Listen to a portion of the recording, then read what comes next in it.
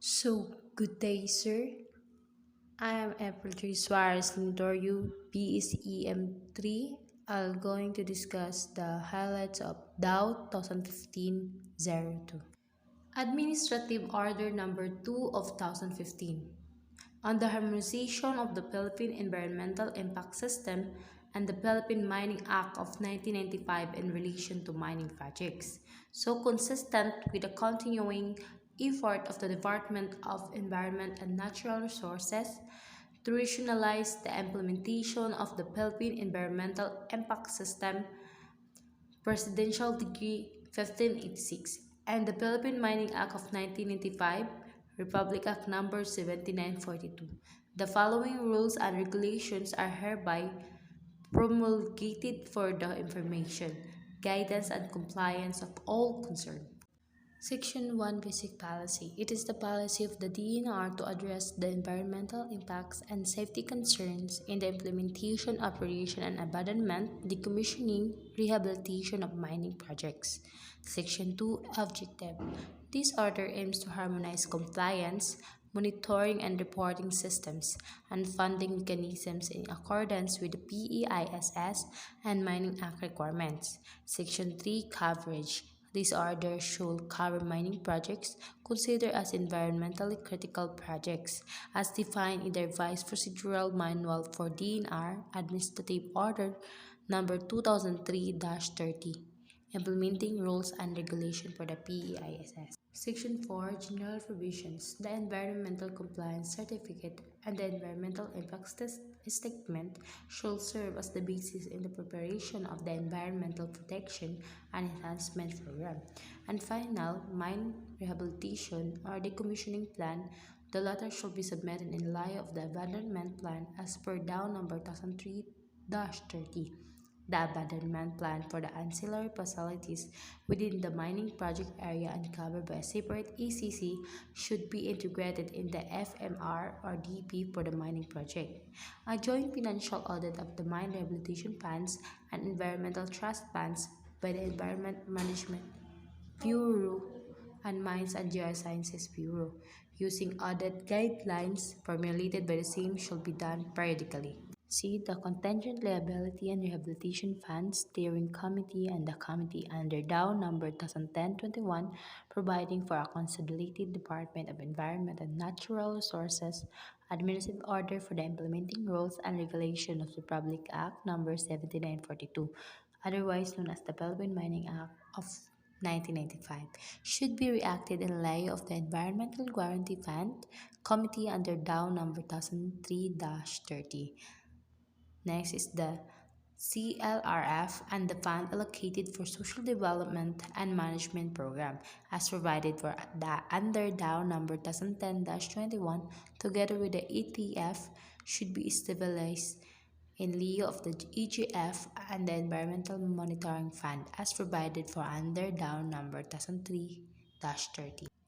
Section 5 Requirements for Mining Companies. All proposed mining projects covered by this DAO should set up CLRFs, ETFs, and funds for SDMPs in lieu of the AGFs and the EMFs to defray the cost of monitoring, compensation for damages, social development, the progressive rehabilitation, and final mine rehabilitation decommissioning.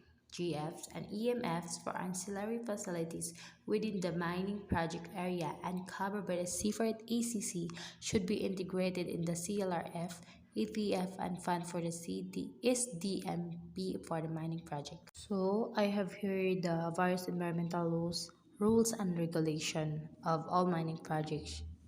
So one is the general formation, two is the RE number 6969, three is the RE number 9275, four is the RE number 8749, and five is the PD number 1586, six is the RE number 9003, and seven is the RE number 7942. Under of this is the EPEP FMR Section 6 Functions of the Multipartite Monitoring Team.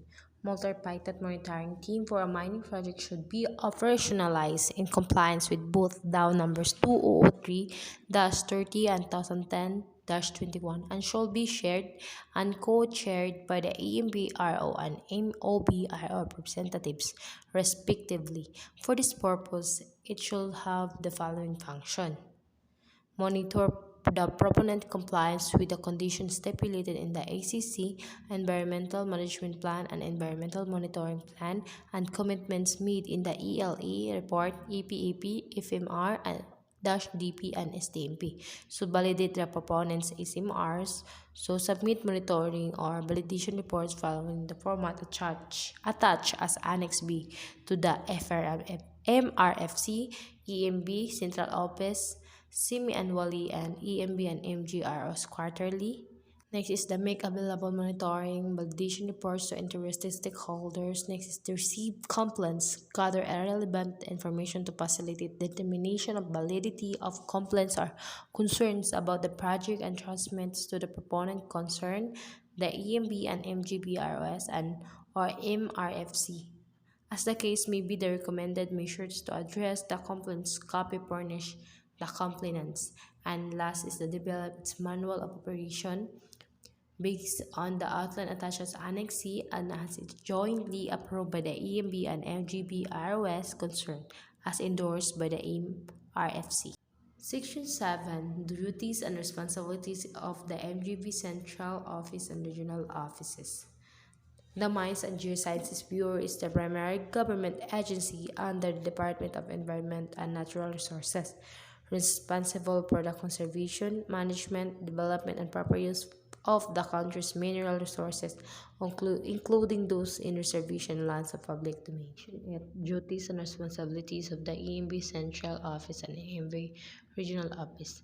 The EMB shall be primary government agency under the Department of Environment and Natural Resources.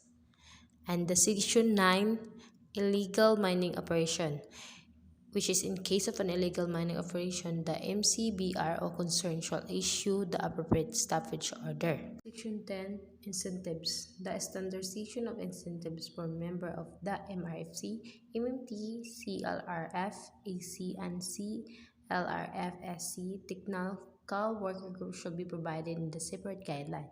Section 11, separability clause. If any clause, sentence, or section or provision of this order is held or declared to be unconstitutional or invalid by a competent court, the remaining parts hereof shall not be affected and thereby. And Section 12, repealing and amending clause. All orders, rules, and regulations inconsistent with or contrary to the provisions of this order are hereby repealed or modified accordingly. Section 13, last but not the least, effectivity. This order shall take effect 15 days following its complete publication in a newspaper of general circulation and registration with the Office of the National Administrative Register.